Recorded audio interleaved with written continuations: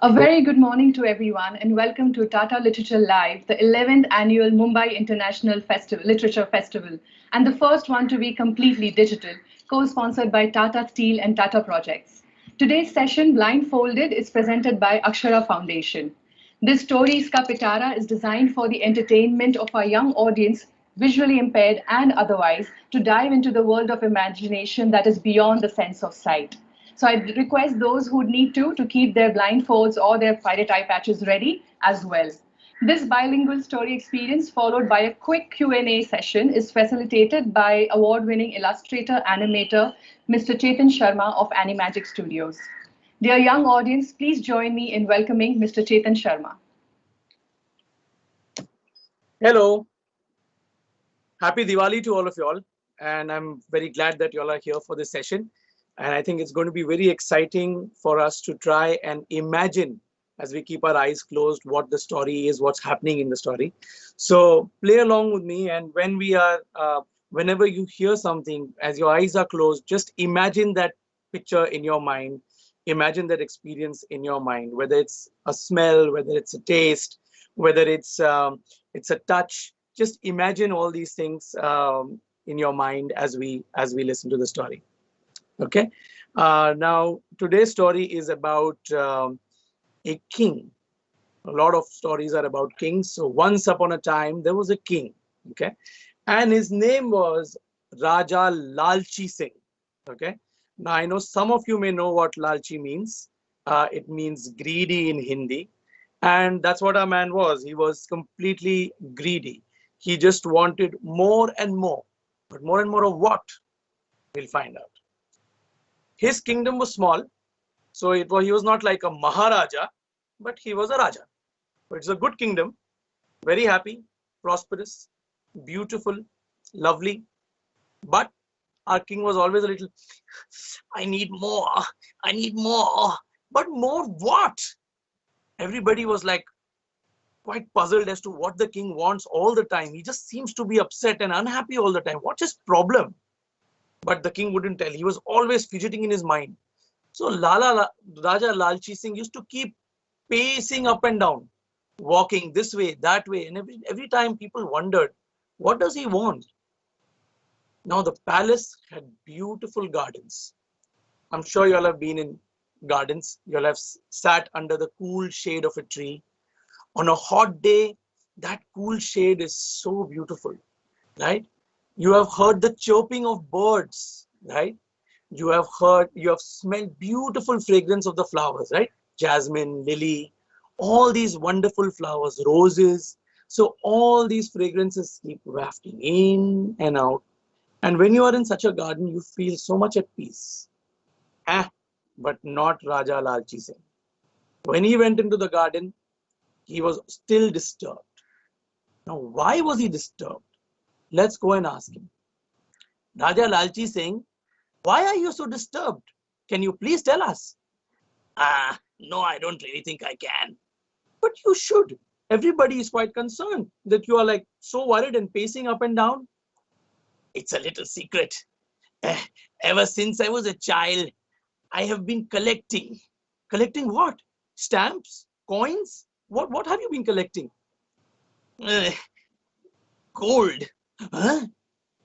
Gold? But you have plenty of gold. Why do you want any more gold? He says, oh, no. It's not enough at all. It's not enough at all. Why are my chairs still wooden? They should be gold. Why is that flower vase still wooden or made of porcelain or some other material? It should all be gold. But Raja, gold is just a metal. It's a very precious metal though. But still, what will you do with so much gold? How are you going to use it? I don't want to use it. I want to keep it. I love the feel of gold. How is the feel of gold any different from any metal? You can't do anything more with it. It just goes clang, clang, clang. He says, no. It's very precious to me. I must have more gold. The interviewer must turn around and say, this king is quite mad. He's just mad after gold. There's no real reason to want so much gold, but he just wants more and more. Let's go and see what else is happening in the palace. We walk behind the king. The king is pacing up and down, pacing up and down. Here comes a sweet little dog. It's a white, fluffy dog. And he comes running up to the dog and goes, and jumps up to the king. The king is not interested. When the king is reading his newspaper, the dog, who by the way is called Goldie, comes and snuggles up to him and wants to like, hey, pet me, he's in that zone. He's wagging his tail really fast. You can imagine him wagging his tail really fast. He's so small and sweet and soft. But the king is not interested. He turns the dog away. He continues with his business and only keeps thinking about gold. Nothing else but gold. He keeps praying all the time in his mind. Please, can I have more gold? Please, can I have more gold? I need more gold. When you see him in the afternoon, his little daughter, Kumari Sona Devi, she comes running. And when Kumari Sona wants to tell him what happens in school, what happened today, what homework did she do, she got praise from her teacher or she got scolded by the PT master, not interested in anything. He's just thinking about gold, gold. Poor Kumari Sona sits down and she says, what am I going to do, Papa? I want to tell you about what happened. Gold. But my name is also Gold. Listen to me. Papa is not interested. He's only interested in what? How can I get more gold? How can I get more gold? I need more gold. The dog comes running again, goes, "Fuff, fuff, fuff, fuff, fuff," and gets out. I need more gold. I need more gold. Not Goldie. I need more gold. You can imagine for a rich person like a king, what all he must eat. The best pakwans in the whole kingdom were available for the king to eat. His wife, Kanchana Devi, which also means gold, by the way, she was an excellent cook. Like, she used to delight in making amazing, amazing dishes like hot dosas early in the morning. Okay, masala chai. In the afternoon, he could have parathas of all kinds. Gobi paratha, kanda paratha, aloo paratha. He could have every kind of paratha with butter and everything on it. And he could like take a bite of it. Anybody would die for such a delicious meal. Okay, but not our king. What was he thinking about while eating? Gold, gold. How can I get more gold? I want more. I want more. This is not enough. I finished eating. I'm not hungry anymore. In the evening, when he used to have the most delicious pulao and all manners of wonderful things spread out on the table in front of him, the most cooling sharbat, nothing is interested in. What does he want? Gold, gold. How can I get more gold? In his mind, constantly tick tock, tick tock, tick tock. And when he looks at the clock, why is that clock not gold? I want a gold clock. Somebody get me a gold clock. Its hands should also be made of gold. I want to hear golden tick tocks. And so he goes about his day. Now he walks slowly back to his bed chamber and he's thinking still to himself, gold, gold. And you can imagine his bed. Okay, it's a huge, lovely bed with beautiful carvings. You can touch and you can feel the elaborate designs of flowers and stuff all around the bed. Oh, and the bedding is so soft. You know, when you're really, really tired and you fall on the bed and how it feels like welcoming and you just feel like going off to sleep. This bed was always like that. And if you sat on the bed, you sank in it. Okay. It had these feather soft pillows. Your head sank into those pillows and you had the most restful sleep. Everybody had the most restful sleep other than Lalchi Raja. Why? Because even as he slept, he said, gold, gold, gold. I just want more gold. How can I have more gold? I need more gold. Somebody get me more gold. But of course, everybody just threw their hands up and said, what is wrong with our king? He's really gone crazy. And so it was. For months and months and years, this kept on. And then one day, as the king stared outside the window at night and kept wondering about, you know what by now? Gold, gold. Boop, he burped, you know. He just had a nice fat meal. He didn't even realize it. And he was giving these big fat burps. but he kept thinking about gold. Okay. And suddenly, from the sky, from near the moon somewhere, a light came down, and it was a bird. You could hear the flapping of his wings as this bird came down and gently descended.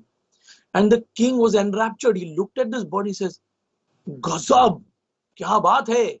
He screamed in delight. And the bird said, "O king, I have come to grant you your wish. What is it you want? Do you want great health?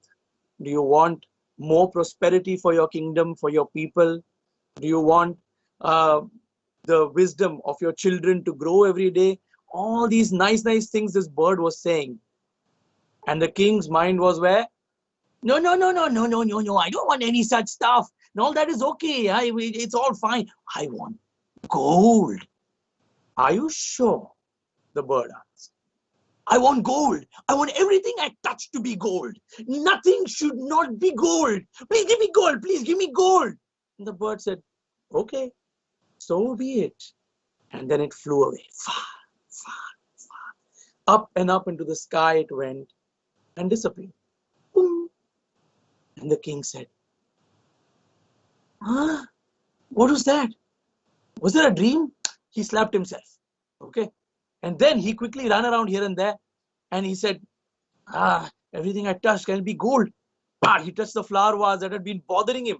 It was an ancient Chinese vase with a lot of intricate designs, but it became gold the moment he touched it. And he was like, whoa, it became gold. Cool, cool. Then he ran to the nearest chair. Okay, it had the softest cushion on it, but he touched the chair and it became gold. And he was excited. He said, whoa, this is good. And then he touched the cushion also, and the cushion became gold as well. He says, oh, this is amazing. Then he started running here and there looking for things to turn into gold. He went through his entire bookcase, touching everything that he could find. All the books became gold. Then he pulled it out. Of course, he couldn't open it anymore, but he said, it's okay, it's gold. I like it. I like it. Then he kept running around the house. He said, what else is there? The water bottle, gold. Yeah, what else is there? Oh, look at this. This painting on the wall. Touch it. Gold. Anything he found, he ran around the house. He touched all the walls. Now you can imagine him running with his hands all around. Like you must have run in school or something, where you hug the wall as you run. And as he goes running with the whole wall is turning into gold. Okay. In fact, everywhere now you can hear clang, clang, clang sounds because everything is becoming metal little by little. Okay. He ran into the kitchen. Okay. He says, oh, this is fantastic. Earlier, only a few vessels used to be gold in which he used to be served and whatnot. But now he said, no, no, no, no, no, no, no. Everything has to be gold. The cook woke up from his sleep. Sir, what is wrong with you? No, no, no, no, no. Everything has to be gold. Everything has to be gold. So he went and touched all the vessels in which he made dal, in which he stored stuff, the rice basket, everything got turned into gold. Okay. And the cook was like scratching his head. What? No, no, no, no. No, the king said, no, no, it's fantastic. He opened the rice basket and touched all the rice in the basket. And all the rice became gold. He was delighted. He says, amazing. Where's the milk? Where's the milk? He ran towards a royal fridge, turned it into gold first, opened it. And there he found the big jar of milk. He put his hand in the milk and he said, golden milk. Whoa, this is so cool. And then he kept running around. He said, what else can I turn into gold? What else can I turn into gold? And then who comes running to him? Goldie. Seeing the king so excited, Goldie also got excited. Tail wagging, ears flapping all over the place. Soft little Goldie came running to the king and jumped up on him. He says, Goldie, my dearest Goldie, you're gold. And the Goldie was turned to gold as well. Now he scratched his head. Okay, fine. Because what happened now? Goldie's become gold, but now she's a statue, isn't it? Her tail's not wagging anymore. Her tongue is just hanging out, but she's golden. Okay, little worrisome, but okay. He kept Goldie down and he kept running through the palace trying to find more things to turn into gold. He ran into the garden and he started touching all the trees, and all the trees started becoming gold. And it was for him amazing because he wanted everything to be gold. But the gardener and all his team of gardeners that used to work on the on all the plants and the maintenance of the garden. They were all like, my gosh, all our plants, all our lovely flowers, all the fragrance gone. It's all become gold. And then Princess Sona came running from somewhere. Papa, Papa, what's happening? Everything is gold. Oh, beta, don't worry. Look at all this gold. And in doing so, he touched his daughter, and his daughter turned to gold. And he stopped. Oh, okay. This is not right. Now what do I do? What do I do? And then his wife came running from somewhere, and she said, what have you done? Why is Princess Sona Sona? She should not be Sona. She should be real. And the king was like, I don't know. I don't know. But somebody get me some water. I can't think anymore. And they got him a glass of water. And the moment he touched the glass, it became gold. And the water inside became golden water. And he tried to drink it. I can't drink this. Get me water, somebody. So we got you water. We tried to get him another jar of water. But every time the jar touched his hands, it became gold, and so did the water in it. And the king couldn't have water, and he couldn't think anymore. He was freaking out. He says, my daughter's turning into gold. The little doggy told to turn into gold. Water's turning into gold. What will I do now? What will I do? What will I do? So they tried pouring the water in his mouth, and he was able to quench his thirst somewhat. He just sat on the ground, and they tried to pour it. But as soon as he started drinking this water, he says, my God, this water is so peaceful. Have you ever had nice, cool, refreshing water on a hot summer day? This was a hot summer night, and the king was freaking out, and the water calmed him down. And suddenly, looking at the frozen face of Princess Sona, he realized what a blunder he had made. And he said, my gosh. And the queen screamed at him, what's wrong with you? Are we going to eat gold? Are we going to drink gold? What's with our daughter? What's wrong with you? How did this happen?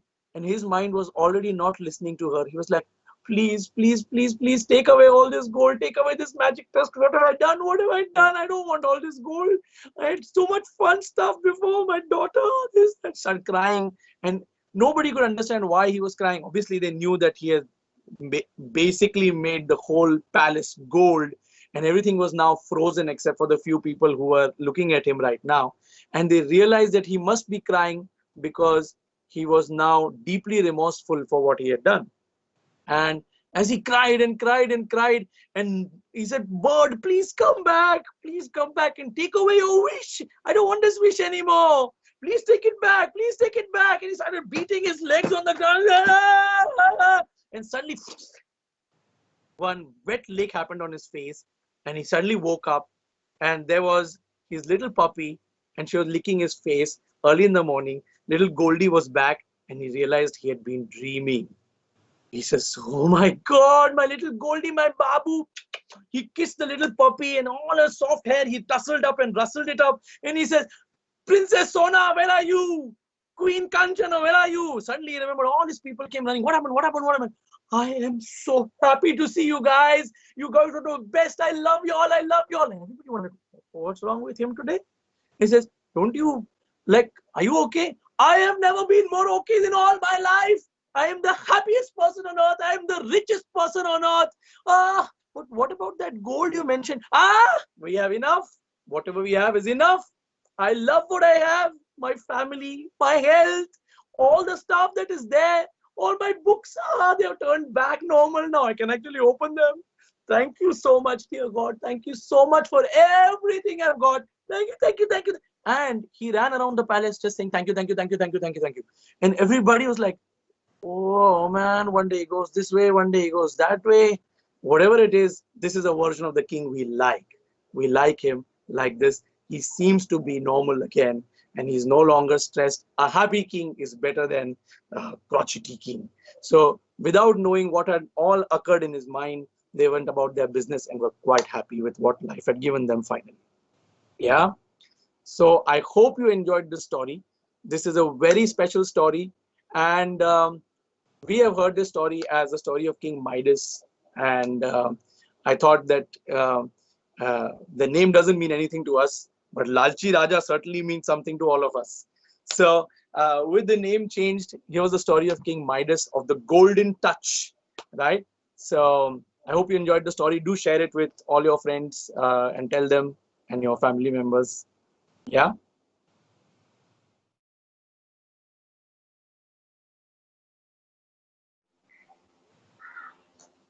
Thank you for that wonderful story experience, Mr. Sharma. We've skimmed questions from various social media viewing platforms like YouTube and Facebook, Instagram, and Twitter. One of the questions we have is, what were your favorite stories while growing up? Oh, well, um, since I like to draw, I mean, I've always been very visually inclined. So I used to read a lot of comics. Okay. And I was also a sort of history buff and a sort of mythology buff. So I liked Amar Chitrakatha comics a lot. Okay. In fact, I can confidently say that I learned most of my drawing also from that because I'm not actually trained to draw in an institute. So, so my favorite stories were history stories, mythological stories, Panchatantra, Jataka, you name it.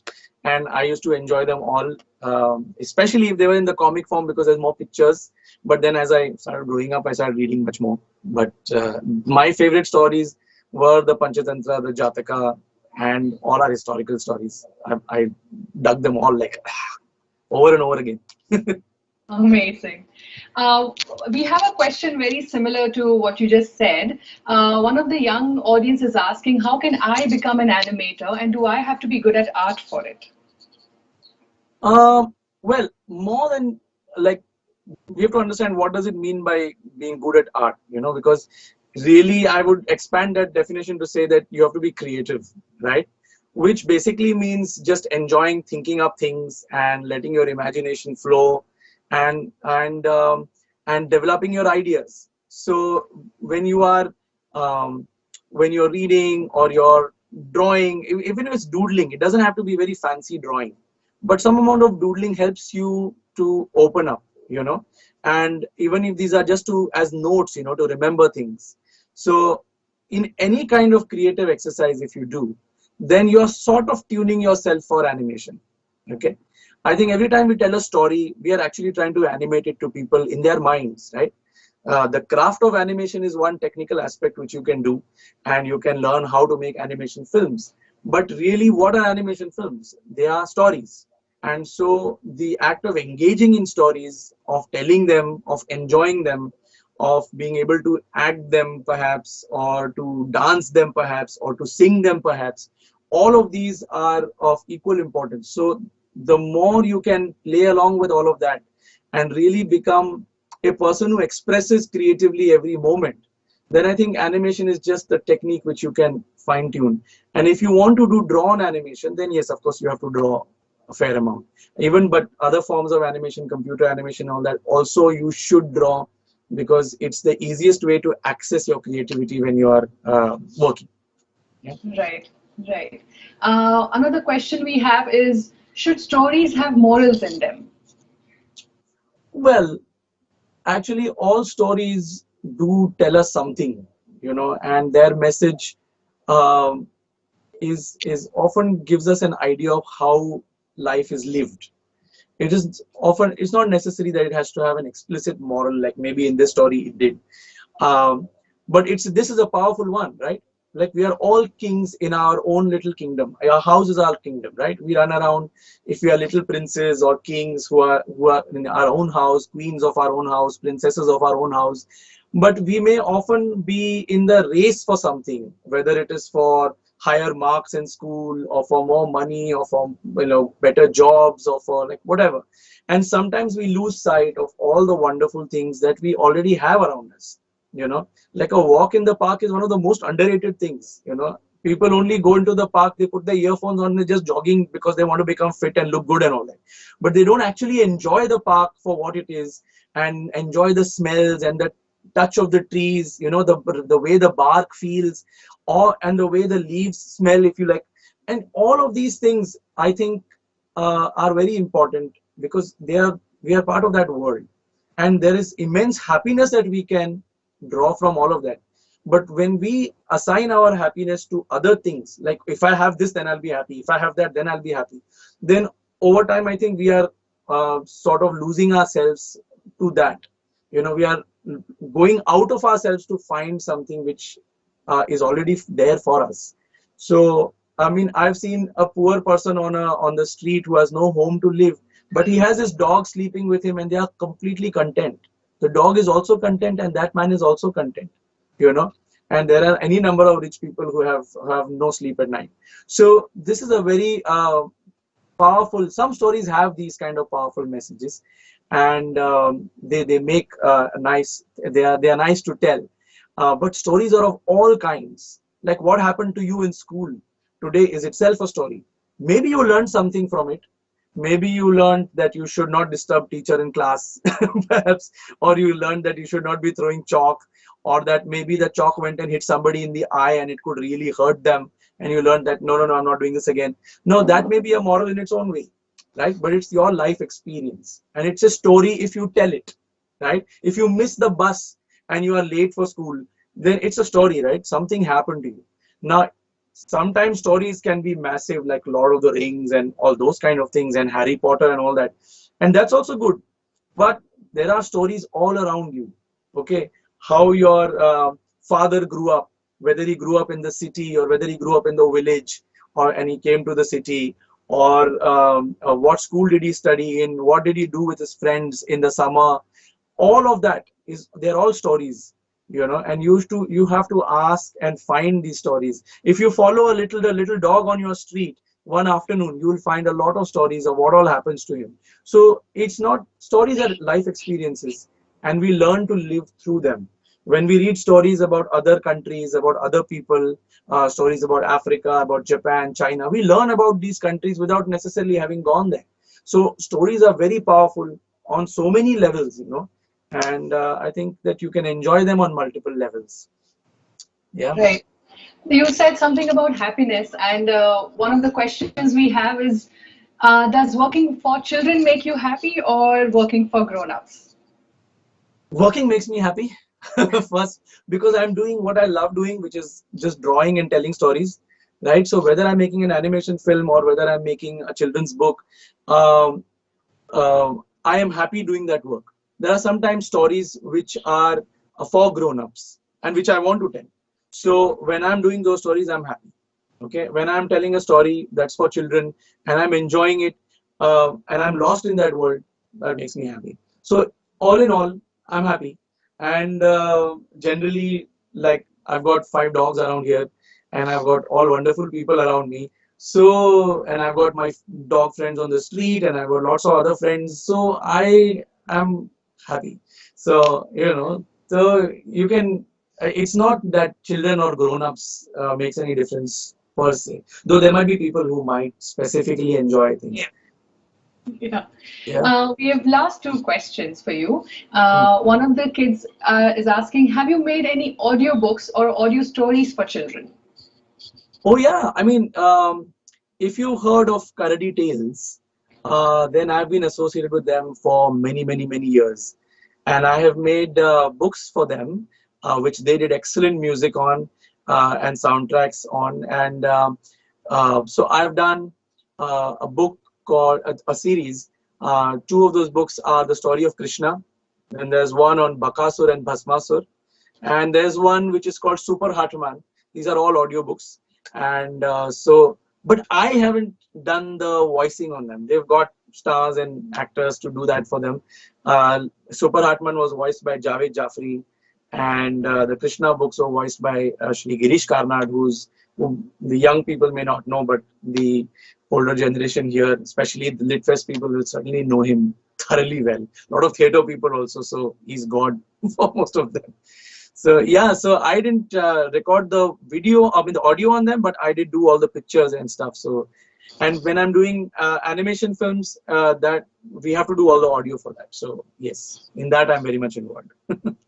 Right. We have one last question. Is there a particular choice of or types of words and sounds to lift up a story when it's only audio? Yeah, actually, yeah. There are, if it's a funny story, then look for funny sounds. Okay, there's another story I illustrated which I often tell in storytelling sessions, whose main characters are called Muttu Mama and Muttu Mami. So every time you say Muttu Mama and Muttu Mami is funny. And kids, and you know, we all enjoy it in storytelling sessions to say Muttu Mama and Muttu Mami and to sing along or to have a tune. I think music is a very important part of storytelling, or of enjoying stories. Whenever I used to read, I used to always have background music in my head. So I think that that is you can use sound like meow, to make funny things. So use the sounds as much as possible, play around with it, and you can have a lot of fun with all that. Yeah. Amazing. We will have to wrap up now. Mr. Sharma, do you have any final remarks for our young audience or anything about the performance and the preparation that went behind it? Well, it's really that when you read stories or tell stories, you get involved in it, and you should become those characters. Like when you want to tell a story to someone, you have to become each of those characters as much as possible. So when you see it in your head, will it become alive and real for somebody else? This is also true when we are animating. This is also true when I'm drawing. So when I'm drawing, each of those characters is in a way me living that life there. So doing drawings and doing animation is like playing God, and even telling stories is like playing God. For a brief moment, all of these people are you. So if you do that often enough, then you can get to that groove. So a lot of preparation may not often be needed for doing it, but it has to be something that you do spontaneously and have a lot of fun with. Then you can enjoy that quite a lot. Yeah. Right. Thank you so much, Mr. Thank you so much. Sharma, for such a golden experience that you got us to be part of in the world of Raja Lalji Singh. Thank you so much. Thank you so much for having me. Thank you so much. All of you attended. Thank you, Tata Litfest. Bye. Additionally, if our young audience members or their friends are inspired to write their own stories or poems or drawings, they can share them with us on info@litlife.in and we'll put them up on the website. The next session our young audience can quickly hop into is Unknown Heroes, the lesser known characters from Mahabharat, which begins at 12:30 p.m. To know more about other sessions, debates, or book launches, please check out the festival schedule at tatalitlife.in. We'd like to thank our session sponsors, Akshara Foundation, for the storytelling experience. We hope you enjoyed the trip to your imagination. Thank you for being at Tata Literature Live. Have a wonderful day.